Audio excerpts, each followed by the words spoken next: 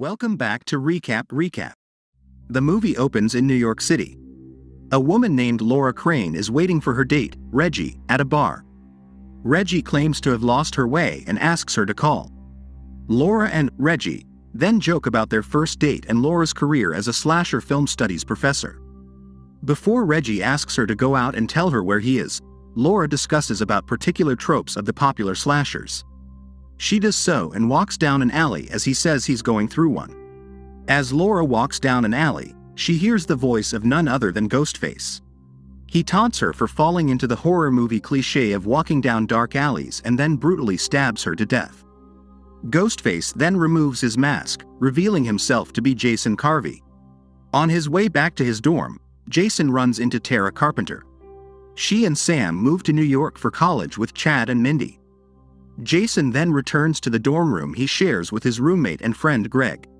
When Jason hears Ghostface's voice speaking to him, he receives a call from Greg. They have a small shrine dedicated to Ghostface and the Stab movies, and it turns out that Laura was their professor, and Jason is upset about the way her article about Dario Argento appeared. Jason and Greg's goal is to murder Sam and Tara in order to complete the movie which Richie Kirsch was trying to make.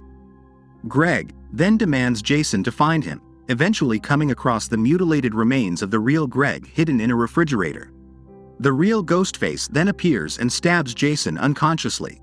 Jason complains that he has to finish Richie's movie before Ghostface says, "Who cares about movies?" We then see Sam, who is at a therapy session with Dr. Christopher Stone, because she still hasn't fully recovered from the recent killing spree in Woodsboro. Rumor has it that Sam orchestrated the murder because she was Billy Loomis' daughter and blamed it on Richie and Amber Freeman. Stone seems worried when Sam expresses her satisfaction at killing Richie after betraying Richie and trying to kill her and her sister. Moments later, Sam returns to her apartment which she shares with her sister and friends, Quinn Bailey and Ethan Landry. Quinn tells Sam that Tara is at her frat party even though Sam told her not to go. Before looking for her sister, Quinn finds Sam checking up on her neighbor Danny, but after what happened to Richie, she isn't ready to start dating again. At the party, Mindy is with her girlfriend, Anika Kyoko, and they notice Tara, very drunk, and is about to go upstairs with a drunk frat boy, Frankie, to hook up. The girls and Chad intervene, but Tara insists she's consenting. Then, Chad and Frankie get into an argument before Sam arrives and touches Frankie in his balls. The group separates Tara, but she is angry at Sam for interfering in her personal life, even though she's still horrified by what happened to them.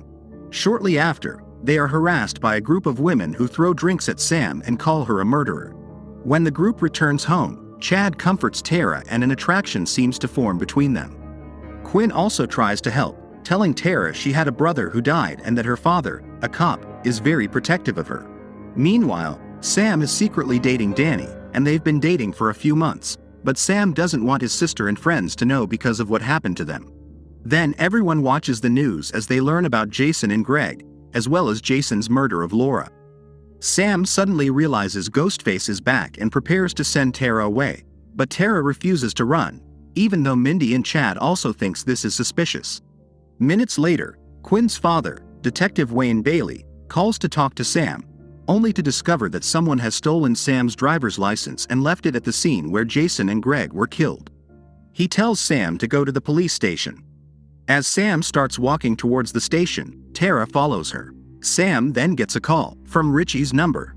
She reluctantly answers and hears Ghostface speaking to her, saying she's responsible for the recent massacre in Woodsboro. Suddenly, Ghostface appears and tries to stab Tara, but Sam pushes him away and the sisters run to a grocery store. He chases them and kills two of customers in the store before the manager tries to shoot him with a shotgun. The killer attacks on the manager and stabs him before disarming and shooting him dead. Ghostface then chases after the sisters until they manage to push a shelf towards him and run outside as the police arrive.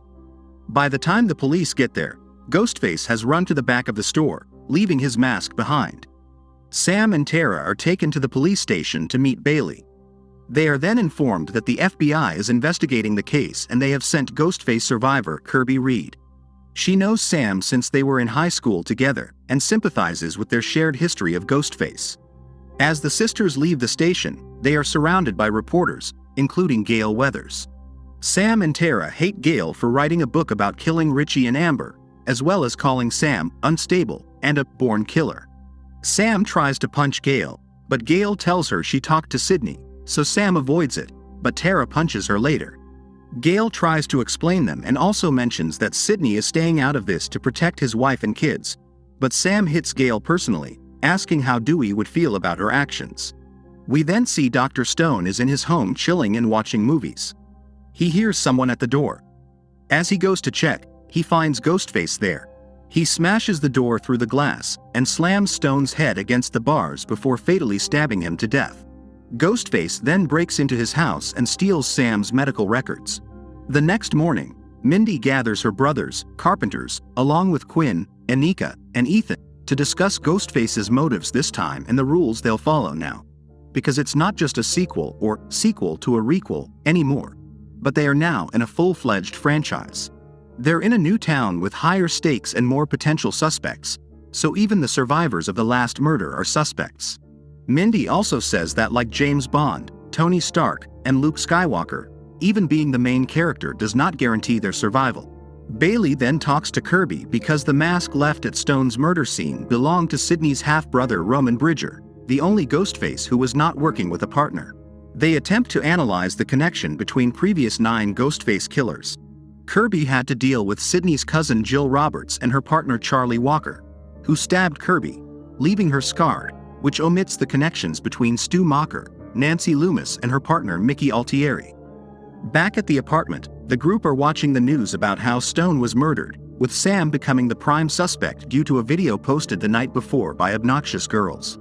Sam tells Tara how hard it is to go through that kind of hate, but Chad and Mindy walk up and tell Sam how they love her, and Chad tells her that they are the core 4. Meanwhile, Danny sees Ghostface in Quinn's room and tries to warn Sam, but she ignores his calls. The 4 then overhears Quinn fighting with Ghostface. They approach the door and the Ghostface throws Quinn's corpse at them. He also killed the guy Quinn was hooking up with. Meanwhile, Tara and Chad run out when Ghostface attacks Sam, Mindy, and Anika. He stabs Mindy in the shoulder and Anika in the stomach, nearly bleeding her before Sam hits him with a knife holder. Realizing that the other 3 are still upstairs, Tara and Chad run back. The women barricade themselves in Quinn's bedroom when Danny spots them. He gets a ladder so they can climb up to his apartment. Sam goes through first, while Mindy tries to get Anika over first so she can hold the door, but Anika knows she's too weak to go first. Mindy makes it over and Anika tries to cross, but Ghostface breaks in and shakes the ladder. Sam tries to grab Anika's hand, but Ghostface tilts the ladder and causes Anika to fall, causing her to hit her face on a trash can before dying. Here we see Mindy mourning the death of her girlfriend.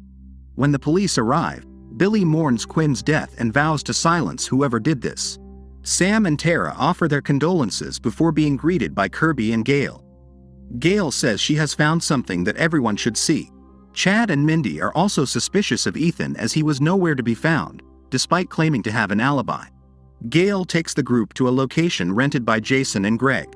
Located in an abandoned movie theater, this is a museum dedicated to previous Ghostface killers, their masks and references to the weapons used, each of their victims, and the weapons they used to kill them. Kirby sees the knife Charlie used to stab her while Sam looks at Billy's mask and cloak in a glass case.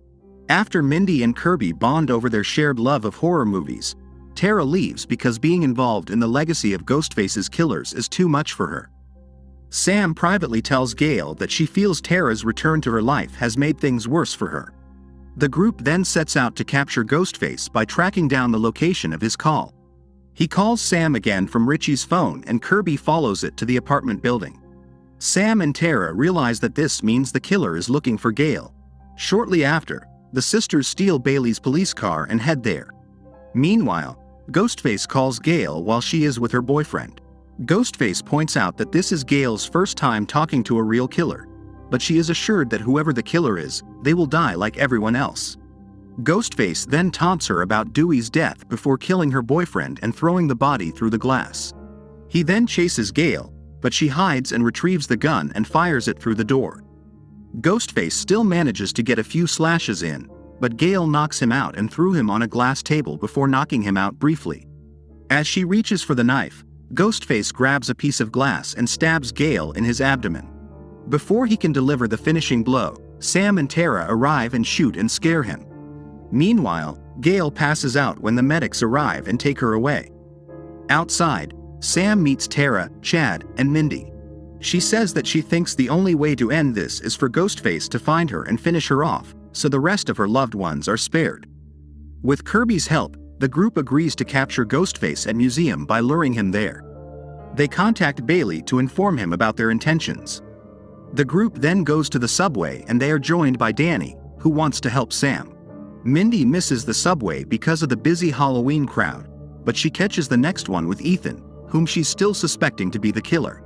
Sam, Tara, Chad and Danny are paranoid because many New Yorkers are dressed as Ghostface. On Mindy's train, Ghostface attacks her and stabs her twice. When he disappears, Ethan pulls her up and asks the subway workers to help Mindy. She is disappointed that she once again incorrectly predicted who the killer is. Moments later, the others arrive at the museum, but Sam tells Danny to stay behind because she cannot fully trust him. While they wait to capture Ghostface, Sam receives a call from Bailey, who says that Kirby is unstable and was fired by the FBI months earlier. Sam thinks Kirby is Ghostface, so she runs with Tara and Chad. The latter two are alone and make out before sharing a kiss until Ghostface arrives and stabs Tara on the back. Chad fights him off before another Ghostface arrives to join the other in stabbing Chad multiple times. Tara then runs towards Sam. Meanwhile, Kirby shows up to help them, but the sisters suspect her to be the killer. Then, Bailey arrives and shoots Kirby, revealing him to be one of the Ghostface killers. Two more Ghostfaces arrive, making this the first time there have been 3 Ghostface killers. The first pulls off his mask and reveals himself to be Ethan. The other is initially thought to be Mindy, until they are revealed to be Quinn, who is very much alive. The trio turns out to be a father, daughter and son. Quinn spread the rumor that Sam was responsible for the last killing spree, and Bailey bought out the theater for the museum using Jason and Greg's names. Their motives was to take revenge on Sam for being Richie's family and she killed him. The museum was all his, and while Bailey didn't fully understand his fascination, he nonetheless supported his son's filmmaking efforts. The family prepares to kill Sam and Tara before Sam starts taunting them by saying Richie is a pathetic male child, which provokes Quinn and gives Tara the opportunity to hit her. Sam stabs Ethan before running away with Tara. The sisters then run to the balcony, but Tara falls over and is whipped by Ethan while Quinn has Sam cornered. Tara tells Sam to let go of her, with Sam handing her the knife before dropping her. Tara stabs Ethan in the mouth, twisting the knife. When Sam taunts Quinn about losing another psycho brother, Quinn runs after her and is shot in the head. Bailey is now furious about losing all of his children, but Sam is out of bullets to finish him off. They then rush towards each other and fall over the balcony. Bailey wakes up and hears Sam calling him with the Ghostface voice modulator. She caught him and then proceeds to brutally stab him repeatedly. Before he dies, Sam lets him know that even though her father was a killer, she is better than him. And since he messed with her family, Sam delivers the killing blow by ramming her knife into Bailey's eye. Sam and Tara reconcile over their strained relationship, which is ruined when a not-dead Ethan makes one last attempt at murder until Kirby finishes him off with the TV Sidney used to kill Stu. Meanwhile, Danny shows up with a group of cops. The group receives medical care. As Tara mourns Chad's supposed death, he is injured but wheeled out alive. She kisses him again and he is reassured that they are the 4 cores when Mindy arrives, although she is disappointed that this time she was actually right about the killer and missed her evil motivational monologue. Before leaving, Sam opens her bag and reveals that she took her father's Ghostface mask. She drops it on the street before joining Tara as they head back to town. So, that's the end of our movie. If you've come this far, make sure to give a thumbs up and subscribe my channel. See you later.